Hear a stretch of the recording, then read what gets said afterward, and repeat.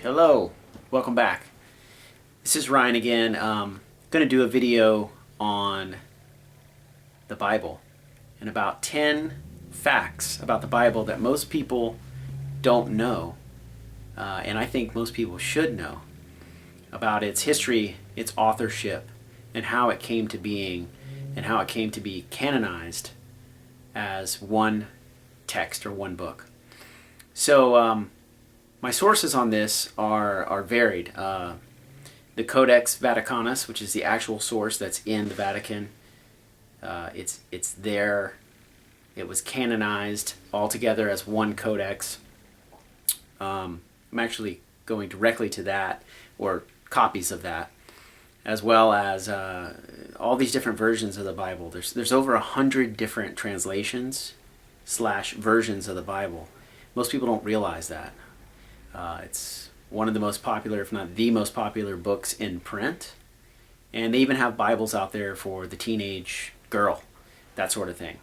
So these are things to think about when you're talking about a holy text or a holy scripture.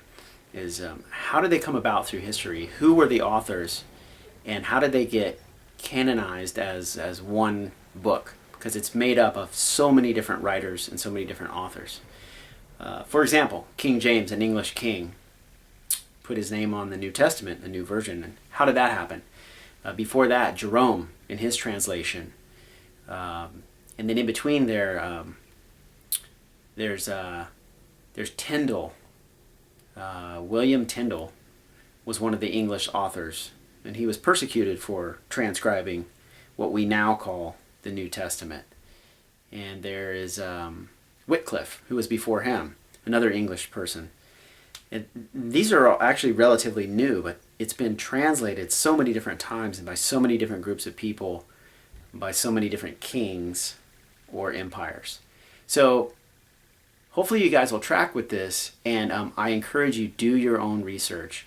This came as a surprise to me. I've been studying this for a long time, but most people don't realize the history of the book itself, how it came to be, and which human beings, put penmanship in there, changed it, edited it, so on and so forth. So please do your own research. I'm going to give you 10 facts to jump off from, and don't just take my word for it, but go out there and do your own scholarship and do research, and it will be rewarding, no matter what your conclusion is. All right, enjoy. Fact number one. The Old Testament's made up of the writings of Moses. However, we know for a fact that Moses himself didn't write the first 5 books, which were originally 7 books. It was called the Septuagint, which means 7.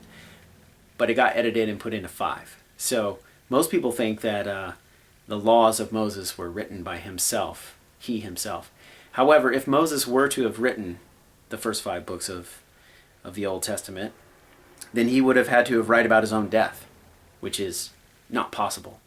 So we know that he didn't write it, and we know that it was written after his death. If in fact he even was a real man or lived. That's a whole nother story. But anyway, the point is that there are 4 factual sources that you can actually go source yourself, written on papyrus, and those four sources are known as the J, the E, the D, and the P, and those stands for 4 groups of people: the Jehovah's or Yahovah's, the Elohims, the Deuteronomists, and the Priestly.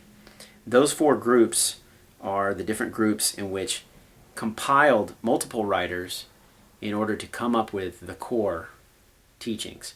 And they were attributed to Moses as the sort of the patriarch, the icon, the symbol, the personification of these principles. And you can actually go read these today, and read all what's going on in there, and see how Moses sort of came to be. They all talk about the different characteristics or nature of God, and there is not a single author. There's multiple authors to these four sacred texts.